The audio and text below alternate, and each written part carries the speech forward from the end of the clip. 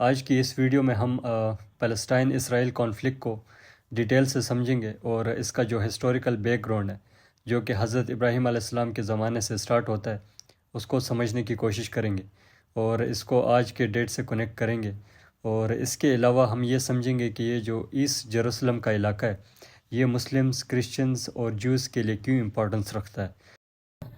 یہ ساری story start ہوتی ہے حضرت ابراہیم علیہ السلام کے زمانے سے۔ وہ پیدا ہوتے ہیں ساؤتھ عراق میں، آج کا جو عراق ہے، وہاں سے وہ اللہ تعالیٰ کے حکم سے فلسطین کی طرف ہجرت کرتے ہیں اور فلسطین میں یہ ایسٹ جیروسلم کے علاقے میں رہنا سٹارٹ کر دیتے ہیں۔ اور یہاں پہ آپ کو پتہ ہوگا کہ حضرت اسماعیل علیہ السلام کو بچپن میں جو ایک واقعہ آتا ہے کہ اللہ کے حکم سے حضرت ابراہیم ان کو صحرا میں چھوڑتے ہیں، تو جو حضرت اسماعیل علیہ السلام جو ان کے بیٹے تھے ان کو وہ مکہ چھوڑ آتے ہیں اور اپنی وائف کو بھی ان ساتھ لے جاتے ہیں۔ اور جبکہ ان کے جو ایک بیٹے ہوتے ہیں حضرت اسحاق، وہ وہیں پہ ہی رہنے لگ جاتے ہیں فلسطین میں، اور پھر وہیں سے ان کی جو نسل ہے جس کو آج ہم اسرائیلی بولتے ہیں، یہ وہی نسل ہے مطلب۔ تو حضرت اسحاق کے بیٹے ہوتے ہیں حضرت یعقوب، جس کو ہسٹورینز اس کو اسرائیل اسی کو ہی کہتے ہیں، حضرت یعقوب علیہ السلام کو۔ تو حضرت یعقوب علیہ السلام کے 12 بیٹے ہوتے ہیں، ان میں سے ایک حضرت یوسف بھی کافی ہم سارے ان کو جانتے ہیں۔ تو حضرت یوسف، آپ کو پتہ ہے ایک فیمس انسیڈنٹ ہوتا ہے کہ وہ بچپن میں ہی غلام بن جاتے ہیں اور مصر میں بیچے جاتے ہیں۔ تو وہ مصر میں بڑے ہوتے ہیں اور ایونچولی ادھر کے بادشاہ بن جاتے ہیں۔ تو اس ٹائم پیریڈ پہ ہوتا یہ کہ جو فلسطین کا علاقہ ہے وہاں پہ قید سالی آتی ہے اور اس کے نتیجے میں پھر ان کو ہجرت کرنی پڑتی ہے ایجپٹ کی طرف۔ تو حضرت یعقوب اور ان کے تمام بیٹے ایجپٹ کی طرف چلے جاتے ہیں اور پھر ایجپٹ میں وہ رہنے لگ جاتے ہیں۔ تو جو بنی اسرائیل کی جو قوم تھی وہ ایجپٹ میں سیٹل ہوتی ہے، اور اس کے ٹائم پیریڈ کے بعد پھر حضرت موسیٰ علیہ السلام کا زمانہ آتا ہے، جب وہ دوبارہ سے جب فرعون کے ساتھ ان کا سارا یہ سٹوری ہوتی ہے تو وہ دوبارہ سے ہی ساری جو اسرائیلی قوم ہے اس کو پیلسٹائن کی طرف ہجرت کراتے ہیں۔ تو پیلسٹائن میں پھر حضرت داؤد علیہ السلام کا زمانہ آتا ہے، ان کی یہ پیلسٹائن کی ایک امپائر بنتی ہے، وہ وہاں کے کنگ ہوتے ہیں۔ تو اس ٹائم یہودیوں کا مطلب وہ سینٹر ہوتا ہے، اور حضرت داؤد کے بیٹے پھر حضرت سلیمان علیہ السلام ٹیمپل بناتے ہیں جس کو یہودی فرسٹ ٹیمپل کہتے ہیں۔ اور اس فرسٹ ٹیمپل کے بعد پھر ایک ٹائم ایسا آتا ہے کہ بیبلونین سویلائزیشن کا ایک رولر ہوتا ہے، وہ فرسٹ جو ٹیمپل ہے اس کو بھی ڈسٹرائے کرتا ہے اور اس کے بعد یہودیوں کو بھی فلسطین سے نکال دیتا ہے۔ پھر ایسا ایک بیچ میں ٹائم پیریڈ ایسا آتا ہے کہ ایک پرشین امپائر کا رولر ہوتا ہے، وہ ان کو دوبارہ سیٹل کرا دیتا ہے، جو یہودی ہیں ان کو دوبارہ پیلسٹائن شفٹ کرا دیتا ہے۔ تو پھر یہودی دوبارہ سے جو ٹیمپل ماؤنٹ ہے اس کو دوبارہ سے بناتے ہیں، اس کو جس کو سیکنڈ ٹیمپل وہ کہتے ہیں۔ تو اس کو بنانے کے بعد پھر وہ وہاں پہ رہنے لگتے ہیں۔ تو پھر ایک ٹائم پیریڈ آتا ہے بیچ میں، حضرت عیسیٰ علیہ السلام پیدا ہوتے ہیں اور یہودی پھر ان کو بھی ان پہ بلاسفیمی کے چارجز لگاتے ہیں۔ وہ بیسکلی یہی ٹیچ کرتے ہیں کہ آپ جو دین ہے اللہ کا اس سے آپ ہٹ چکے ہیں تو آپ اپنے دین کی طرف آئیں۔ تو یہودی اس کو بلاسفیمی کے چارجز کے اوپر قتل کرنے کی کوشش کرتے ہیں، اور وہ جو سارا انسیڈنٹ ہوتا ہے۔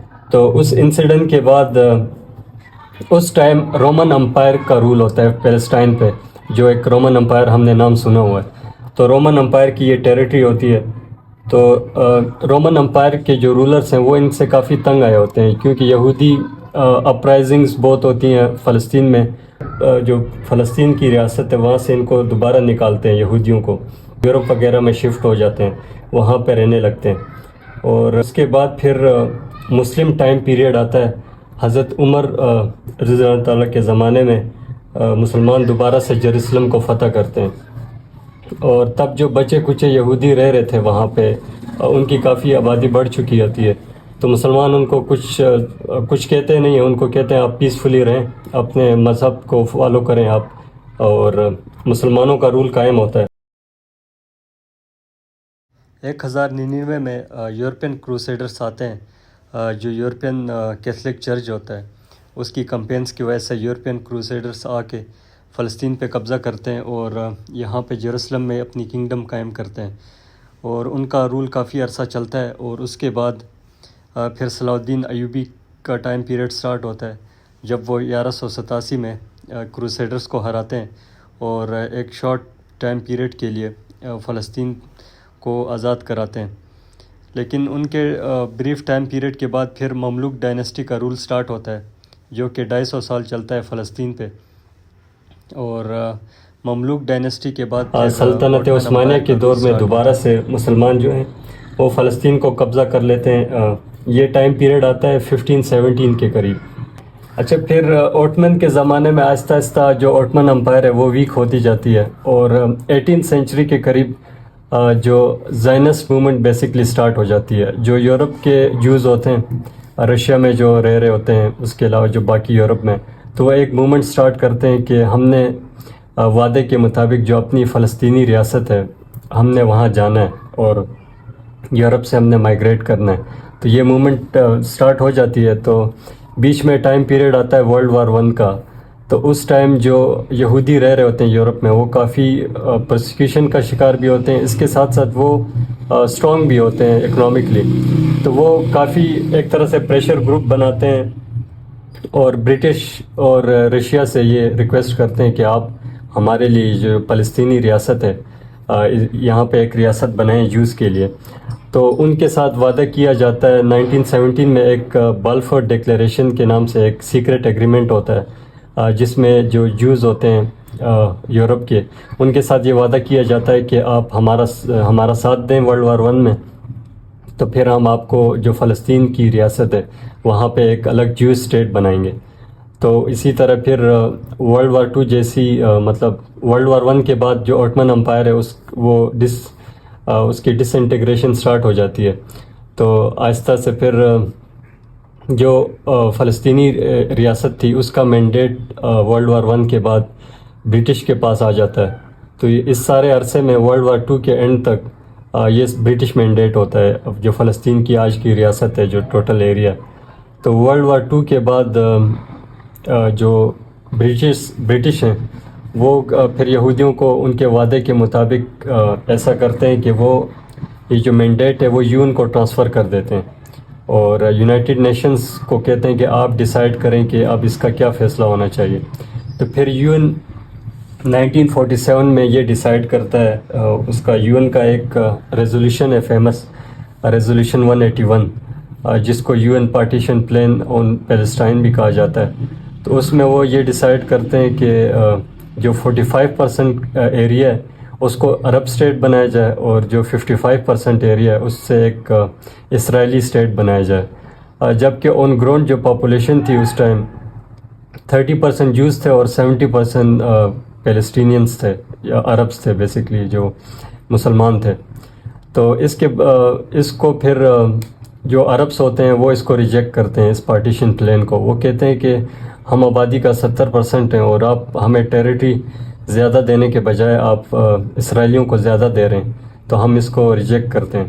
جبکہ جو اسرائیل ہوتا ہے جو ریزولوشن ہے اس کو ساتھ لے کے وہ 1948 میں اپنی انڈیپینڈنس ڈکلیئر کر دیتا ہے. جب وہ اپنی انڈیپینڈنس کو ڈکلیئر کرتا ہے تو جو نیبرنگ کنٹریز ہوتے ہیں جس میں جارڈن ہے اور ایجپٹ اور سیریا، تو یہ وار میں آ جاتے ہیں اسرائیل کے ساتھ جو ان کی نئی ریاست بنی ہوتی ہے. تو وار کے نتیجے میں ہوتا یہ کہ اسرائیل مزید ایریا کو کنٹرول کر لیتا ہے اور 55% ایریا سے وہ 77% پہ چلا جاتا ہے. اور جبکہ جو ایسٹ جیروسلم ہے اس کے بعد ویسٹ بینک کا علاقہ ہے یہ جارڈن لے لیتا ہے فار دی ٹائم بینگ. اور اس کے بعد جو غزہ کا ایریا جو آج ہم کافی نیوز میں سنتے ہیں یہ ایجپٹ کے کنٹرول میں آ جاتا ہے. اور پھر 1964 میں پیلسٹینین لیبریشن آرگنائزیشن بنتی ہے جو کہ جس کا سول پرپز یہ ہوتا ہے کہ ہم جو ایریا ہے فلسطین کی جو ایریا ہے وہ اسرائیل سے ہم واپس لیں. لیکن انفارچونیٹلی 1967 میں ہوتا یہ کہ دوبارہ سے عرب اسرائیل وار سٹارٹ ہو جاتی ہے جس کو فیمس 6 ڈے وار بھی کہا جاتا ہے. تو اس کے نتیجے میں جو آلریڈی ایریاز تھے اس کے پاس جارڈن کے پاس جو ایسٹ جیروسلم اور ویسٹ بینک کا علاقہ تھا جو کہ فلسطین کی ٹیریٹریز تھی اس کو بھی وہ چھین لیتا ہے اسرائیل اس وار کے نتیجے میں. اور جو غزہ کا ایریا ہے جو آج کا غزہ ہے اس کے علاوہ ایک سینائی پیننسولا ہے جو کہ ایجپٹ کی اپنی ٹیریٹری ہے، اس کو بھی وہ قبضے میں لے لیتا ہے۔ تو وار کے نتیجے میں جو بچی کچی فلسطین کی ٹیریٹری تھی اس کو بھی اسرائیل قبضے میں لیتا ہے، اور بنیادی طور پہ جو آج کا آکوپیشن ہے وہ وہاں سے ہی 1967 کے بعد سے ہی اسٹارٹ ہو جاتا ہے۔ مطلب اسرائیل پراپرلی آن گراؤنڈ جو ہے قبضہ کر لیتا ہے سارے ایریا کو۔ تو 1967 کے بعد یون کی فیمس ریزولوشن آتی ہے، ریزولوشن 242۔ اس ریزولوشن کے مطابق اسرائیل کو یہ کہا جاتا ہے کہ آپ ایسا کریں کہ یہ جو آپ نے آکوپائی کی ہیں ٹیریٹریز ان کو آپ واپس کریں، لیکن آج ٹل ڈیٹ اس چیز پہ اوپر فالو نہیں کیا گیا، اور آج بھی اسرائیل اس کو آکوپائی کیے ہوئے۔ اور اس کے بعد آتا ہے ٹائم پیریڈ 1967 کے بعد کافی مطلب پیلسٹینینس جو ہیں وہ احتجاج کرتے ہیں، اپنے حق کے لیے کافی بات کرتے ہیں، اور پوری دنیا میں بھی کافی باتیں ہوتی ہیں، لیکن اس سے کوئی خاص فرق اور کوئی سچویشن میں چینج نہیں آتا۔ اس کے بعد ٹائم پیریڈ آتا ہے 1978 میں، ایک فیمس ایکارڈ ہوتا ہے، اس کو کیمپ ڈیوڈ ایکارڈ بھی کہا جاتا ہے۔ اس میں جو ایجپٹ ہے وہ اسرائیل کے ساتھ ایک ڈیل سائن کرتا ہے جس میں وہ فارملی اس کو ایکسیپٹ کر لیتا ہے اسرائیل کو ایز اے اسٹیٹ، اور جو اس کا سینائی پیننسولا جس کو 1967 وار میں اسرائیل نے لیا تھا اس کو واپس وہ دے دیتا ہے اسرائیل۔ اور اس سے ایک ہی چیز ہوتی ہے کہ ایک فارملی ایک عرب اسٹیٹ نے اسرائیل کو ایکسیپٹ کر لیتا ہے اس میں یہ ایک مین ایونٹ ہے۔ اس کے بعد 1987 میں حماس بیسکلی بن جاتی ہے، اور 1988 میں جو فلسطینی ریاست ہے اب وہ دیکھتی ہے کہ سچویشن تو تبدیل نہیں ہو رہی، اور اب وہ یہ ڈیسائیڈ کرتے ہیں کہ چلیں ہم بھی ایسا کرتے ہیں کہ اپنی جو انڈیپینڈنس ہے اس کو ڈکلیئر کر دیتے ہیں۔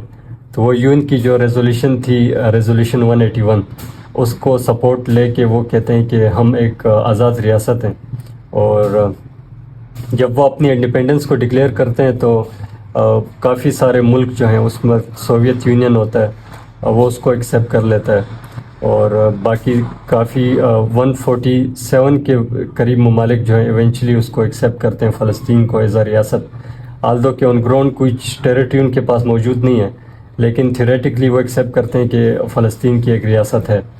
اور پھر 1987 سے لے کے 1993 تک ایک اپ رائزنگ سٹارٹ ہوتی ہے سیریس قسم کی، اور اس اپ رائزنگ کو عربی میں انتفاضہ بھی کہا جاتا ہے، انتفاضہ یعنی اپ رائزنگ اس کو کہتے ہیں۔ تو اس کے نتیجے میں پھر ہوتا یہ کہ 1993 سے لے کے 1995 تک ایک اوسلو ایکارڈ ہوتا ہے فیمس۔ اس ایکارڈ کے مطابق اسرائیل اور جو پیلسٹینین لبریشن آرگنائزیشن بنی تھی 1964 میں، ان دونوں کے بیچ مطلب ریکونسیلیشن ہوتی ہے، اور اس کے نتیجے میں جو پیلسٹینین لبریشن آرگنائزیشن ہے وہ اس کو اسرائیل کو ایکسیپٹ کر لیتی ہے ایز اے اسٹیٹ، اور بدلے میں وہ بھی ان کو as a representative body of Palestinians اس کو ایکسیپٹ کرتی ہے، اور اس کے نتیجے میں ایک پیلسٹینین اتھارٹی بنتی ہے۔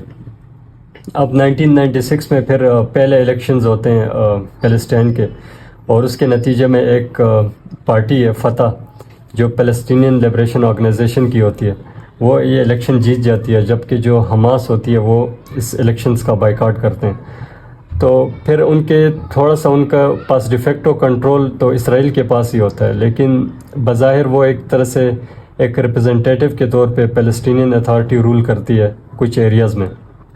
اس سارے عرصے میں جو ایسٹ جیروسلم کا علاقہ ہے، اس کے بعد جو غزہ کی ٹیریٹری ہے، اس کے بعد جو ویسٹ بینک کا علاقہ ہے، یہاں پہ اسرائیلی اپنے سیٹلمنٹ سٹارٹ کر دیتے ہیں، اور کافی ایریاز کو آہستہ آہستہ سے وہ کنٹرول کرنا سٹارٹ کر دیتے ہیں، تاکہ جو ڈیموگرافک جو پرسنٹیج ہے وہ چینج ہو سکے جو اسرائیل اور پیلسٹائن کا علاقہ ہے۔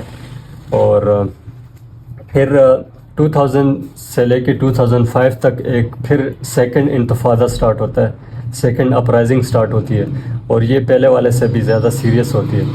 اور اس انتفاضہ کے نتیجے میں پھر 2006 میں الیکشنز ہوتے ہیں پیلسٹائن میں دوبارہ، اور یہ الیکشن حماس جیتتی ہے، اور حماس کے جیتنے کے نتیجے میں ایک میجر شفٹ آتا ہے، کیونکہ کوئی بھی ایکسپیکٹ نہیں کر رہا تھا کہ حماس یہ الیکشن جیتے گی، اور حماس کافی پرو اینٹی وہ ویسٹ ہوتی ہے، تو اس کی وجہ سے اس کی جو لیجٹمیسی ہے اس کو نہیں مانتے ویسٹرن کنٹریز اور اسپیشلی اسرائیل.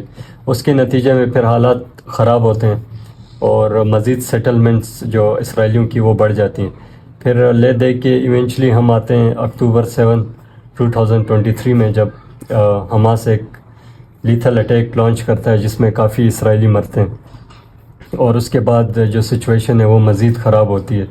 اور ٹل ڈیٹ آج کے دن پہ اگر ہم آئیں تو ریسنٹلی ابھی ایک سیز فائر ایگریمنٹ سائن ہوا تھا جس میں انیشلی کچھ انہوں نے ایکسچینجز کیے تھے وار جو وہ تھے پرزنر سے، لیکن اس کے بعد اسرائیل نے ابھی آج کے ڈیٹ پہ یونیلیٹرلی اس سیز فائر ایگریمنٹ سے انہوں نے اس کو بریک کیا، اور اس کے نتیجے میں ابھی وہ دوبارہ سے مطلب جو ظلم اور بربریت ہے وہ سٹارٹ کر لی انہوں نے.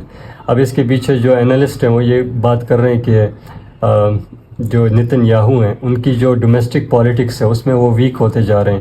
ان کے کرپشن کے ایلیگیشنز ہیں، اور اس کے علاوہ جو ان کے مطلب جو ڈومیسٹک پالیٹکس میں ان کے چانسز کم ہو رہے ہیں ری الیکٹ ہونے کے. اس کی وجہ سے وہ پھر اس وار کو سٹارٹ کر رہے ہیں تاکہ ایک ہلا گلا چلتا رہے اور ایسے لگے کہ کوئی سیریس سیکیورٹی مسئلے چل رہے ہیں.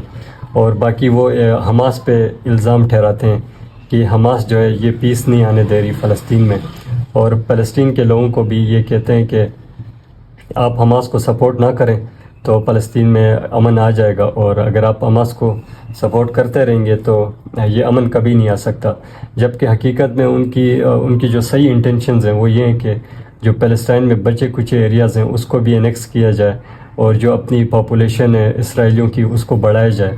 اور ابھی جو کرنٹ سٹیٹس ہے یو این میں اس پیلسٹائن کا، وہ نان ممبر آبزرور سٹیٹس ہے، مطلب کہ وہ ممبر تو نہیں ہے لیکن آبزرور سٹیٹس ہے. ان کے کچھ رائٹس ہیں، کچھ چیزوں میں وہ پارٹیسپیٹ کر سکتے ہیں یو این کے کچھ ایشوز پہ.